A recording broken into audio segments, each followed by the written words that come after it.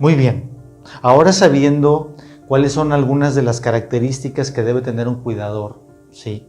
Voy a mencionarte las funciones, ¿sí? Una cosa son las características del cuidador, que ese puede ser motivo de otro video, pero estas son las acciones que debe de tener un cuidador, ¿sí? Bien. Recuerda que la mayoría de los cuidadores, ¿sí? que yo he visto son por elección. ¿Esto qué quiere decir? Que no te haces estas preguntas, estas 3 preguntas que tú te debes de hacer como cuidador en dado caso de que así te toque hacerlo o si tú quieres hacerlo. Ahorita lo vamos a ver. Entonces, la mayor parte de los cuidadores son porque tú te tocó y el cuidador así como que, bueno, ¿yo por qué? ¿No? Y luego a veces no dicen nada y son cuidadores de manera forzosa. Y eso genera, por supuesto, que los cuidados no sean los más adecuados. A eso voy con el ejemplo que puse al principio, ¿sí? Entonces, hazte estas 3 preguntas. ¿Quieres hacerlo realmente? ¿Quieres ser un cuidador? Porque luego a veces dicen, no, pues es que no quiero. Pero pues ya ni modo, me tocó. Si no te contestas estas 3 preguntas y o 2 de ellas, tú dices que no, entonces no puedes ser un cuidador, ¿sí? ¿Quieres? Cuestiónatelo. Si no quieres, cuidado. Porque implica muchas cosas ser un cuidador. Acuérdate que ya lo vimos en videos anteriores, en donde un colapso del cuidador puede llevar muchísimas afectaciones a nivel físico, emocional, cognitivo, social, familiar, infinidad. Ahora, si sí quieres, ok, puedes hacerlo, porque una cosa es que yo quiera decir, ay, no, sí lo voy a hacer, ¿verdad? Pero pues, ¿dónde están los conocimientos? ¿Sí? Porque si quieres y luego dices tú, bueno, sí puedo hacerlo, pues quién sabe, vamos a ver si puedo hacerlo, porque vas a brindar entonces cuidados que no son los adecuados. El poder tiene que ver con la capacidad que tú tienes como cuidador y los conocimientos que tengan. Por eso es importante que un cuidador de adultos mayores siempre debe de llevar de la mano a alguien que lo vaya orientando en esos cuidados, de preferencia un profesional, ¿sí? Ahora, ¿debes hacerlo? Debes hacerlo porque no, pues es que me tocó, debo hacerlo. Es que soy la hija única, debo de hacerlo. Soy el hijo que tiene más dinero, debo de hacerlo. Es que si dice la sociedad, ¿debes hacerlo? ¿Sí? Entonces, esta pregunta tiene que ver mucho con los introyectos que tiene la sociedad sobre los cuidadores. Es que tú eres el hijo, tú debes de hacerlo. Ok, debes de hacerlo, pero si no quieres, entonces no puedes ser un cuidador. Debes de hacerlo porque eres el hijo mayor, un ejemplo. Pero no puedes porque no tienes los conocimientos, tienes una enfermedad, te duele la columna, entonces no puedes ser un cuidador. Entonces, si no eres un cuidador, igual te lo puedes cuestionar. Si ya eres un cuidador, cuestiónate estas 3 preguntas para poder seguir avanzando en estos cuidados. Bien, ahora, ya sabiendo esto, ahora te voy a mencionar cuáles son las 5 acciones más importantes que debe tener un cuidador. Bien, la primera de ellas es el acompañamiento y el apoyo emocional. ¿Qué quiere decir el acompañamiento? Es un acompañamiento activo. Muchas de las veces, y yo divido así el acompañamiento, en un acompañamiento pasivo y en un acompañamiento activo. El acompañamiento que debe de hacer un cuidador es un acompañamiento activo. Hay que estarlo moviendo, hay que estarlo caminando, hay que estar activos con él, a eso me refiero, en diferentes aspectos del paciente, físico, mental, emocional. Bien, y por supuesto, este acompañamiento activo va acompañado del emocional, ¿sí? ¿Qué siente, qué no siente, qué le pasó durante el día, si está triste porque está triste?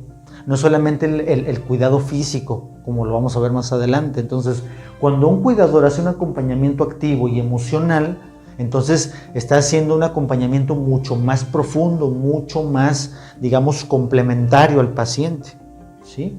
Bien, ahora, el 2, una terapia de estimulación cognitiva. No es suficiente que tengas cuidados físicos y que tengas cuidados emocionales. Un cuidador tiene la función de hacer una estimulación mental. Una estimulación, si por ejemplo tienes un paciente que tiene deterioro cognitivo, pues entonces ahí decir, a ver, ¿qué hora es? ¿Dónde estás? ¿Cuál es la fecha? ¿Cómo se llaman tus hijos? ¿Cómo se llaman los nietos? ¿Cómo me llamo yo? ¿Dónde está tu casa? La dirección, no sé, muchos ejemplos. Si quieras escribir algo, una sopa de letras, un crucigrama. Entonces, fíjense todo lo que implica ser un cuidador. Por eso te tienes que cuestionar esto. No es cualquier cosa, ¿sí? Entonces ya llevamos 2. Apoyo emocional, cognitivo, muy importante. Bien, movilizar y transferir, básico y fundamental en todo cuidador, ¿sí? Hay técnicas para movilizar al paciente en la cama, que puede ser motivo de otro video. Hay técnicas para movilizar al paciente de la cama al sillón. Hay técnicas específicas para movilizar del sillón a la cama. Hay técnicas específicas para, en dado caso que el paciente se haya caído, ¿cómo lo voy a levantar? ¿Cómo le voy a ayudar? Porque no nomás se levanta así como bulto, no. Hay técnicas específicas y el cuidador debe de saberlo. Transferir, exactamente lo mismo lo que acabo de decir. Movilizar dentro de cama y fuera de la cama. Cómo va a caminar, a lo mejor cómo debe utilizar el bastón, la andadera. Todo eso debe saber un cuidador. Entonces, esto es muy complementario y hay que recordar que el paciente adulto mayor es muy complejo. Entonces, 3, movilizar y transferir. Bien. 4, técnicas del manejo del estrés, muy importante, ¿sí? Hay que recordar que el adulto mayor habitualmente que está encamado, que tiene alguna situación de discapacidad, tiene dolor, no se mueve, está en depresión, etc., generalmente maneja mucho estrés. Y el cuidador también, por supuesto. Y estas técnicas no solamente van para el paciente, sino también para ti. Entonces, cuando yo tengo la capacidad de brindar una técnica de manejo del estrés, que hay muchas, pero una de las más importantes es la de la respiración, ¿sí? Puede ser la respiración con las fosetas nasales. Me tapo una, inhalo, saco, después del otro lado, inhalo, saco, ¿sí? O la respiración diafragmática, que es otro ejemplo que a veces utilizo. Respiras por el diafragma, inflas el estómago y sacas. En lugar de respirar con el tórax, respiras con el diafragma. Esa es una. Otra que también puede funcionar, la técnica de la respiración de 4 pasos. Es inhalas, primer paso. Pausa, segundo paso.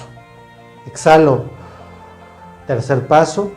Cuarto paso, me detengo y vuelves a respirar. Es un ejemplo, hay muchísimas más y tú como cuidador debes estar preparado para brindarlo, pero también para ti mismo, porque tú también manejas mucho estrés. Bien, punto número 4, técnicas de manejo del estrés. Y el que a veces siempre me dicen, es que doctor, yo soy cuidador y ¿qué hace usted? No, pues yo le doy de comer y lo cambio. ¿Cómo? Pues eso es lo básico. Eso es lo que tienes que hacer siempre, ¿sí? Si me dicen eso, entonces no estamos haciendo un cuidado correspondiente. Y vamos con el 5, que es lo que estoy mencionando. Alimentación e higiene. Es lo básico que puede hacer un cuidador. ¿Cómo le voy a cambiar el pañal? ¿Cómo lo voy a mover de un lado? ¿Cómo le voy a lo mejor a limpiar alguna herida?